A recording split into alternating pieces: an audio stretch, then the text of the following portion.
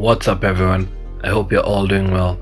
In this one, I'll be showing you some Google Chrome tips and tricks that will improve the way you browse the internet on your phone.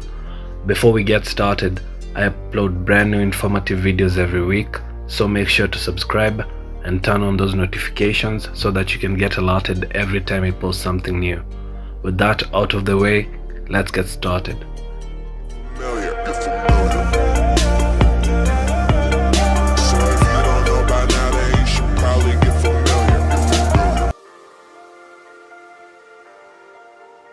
When browsing at night, using dark mode is really helpful as black is easy on the eyes and will help you avoid unnecessary eye strain.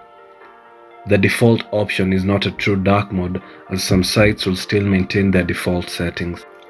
However, you can force dark mode on almost all websites by enabling a Chrome flag.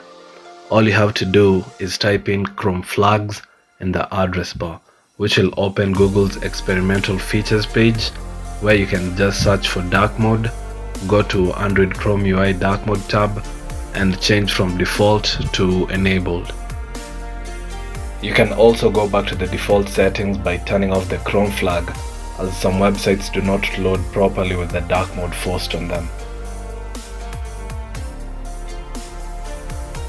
Another cool but simple tip you'll wish you knew earlier is the ability to swipe along the address bar to switch between tabs.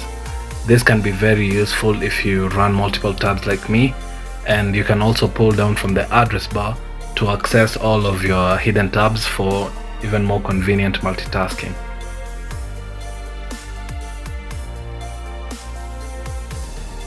When you use light mode, some of your web traffic may go through Google servers before being downloaded to your device. If the page is loading slowly, Google servers might simplify it so that less data gets downloaded to your device.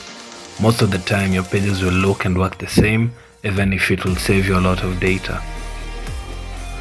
The light mode has been around for a while, but can actually boost how fast your pages open, as it blocks anything unnecessary that might be loading. This means you end up with a far more fluid experience while you're browsing. To enable it, go to settings, and then look for light mode and toggle it on.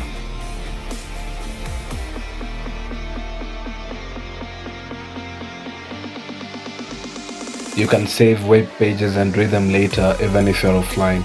To do so, you need to download them in Google Chrome ahead of time. To download a web page, all you need to do is open the Chrome app on your phone, go to the specific page that you want to save. To the right of the address bar, tap the three-dot menu and click the download button. Other than being able to save pages to your phone for offline viewing, you can also save the same pages to someone or permanently download it as a PDF. What you need to do is open the page that you have downloaded, select the three-dot menu and press the share button. Select print from the share menu and change the printer to save as PDF. Then just press the blue button to download the file. Since it's a PDF, the file can be opened on just about any computer, phone or tablet.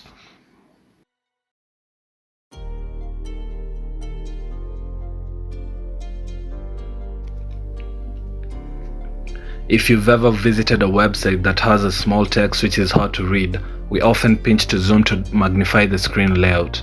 But a few prominent mobile sites do not allow and restrict zooming text or pictures while using a mobile browser.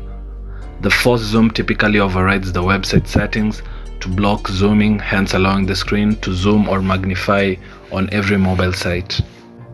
To enable forced zooming in Chrome Android, just launch the browser. Tap on the three-dot menu, select settings, scroll to the accessibility tab, mark the checkbox against enable forced zoom option, and now just reload the website and you'll be able to zoom in.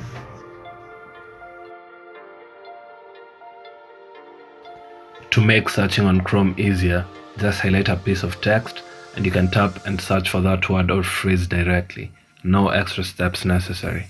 Just tap on any word you want to look up and then swipe from the bottom of the screen to view the results. Chrome also automatically detects phone numbers and other information such as emails and turns them into automatic links that you can just interact with directly from the browser. For example, tapping on a mobile number will open it in the dialer, and Chrome will also enable you to send emails through this method. So just clicking on an email will automate the whole process and make it possible for you to just send the email directly from the page. And that's pretty much it from me. If you made it this far into the video, thank you so much for tuning in. Make sure to drop a like and subscribe for more informative content.